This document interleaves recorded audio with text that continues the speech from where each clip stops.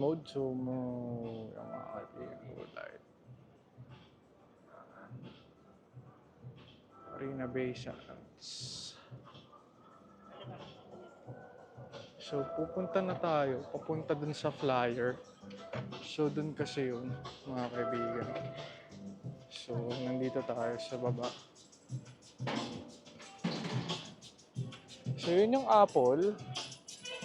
Naalala ko, hindi na nga pala ako mag-exit sa airport. So, hindi na ako makakapag-tax refund papunta ng Malaysia.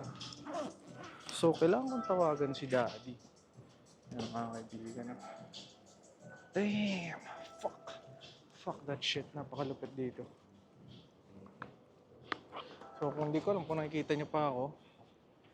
Pero ayan ako.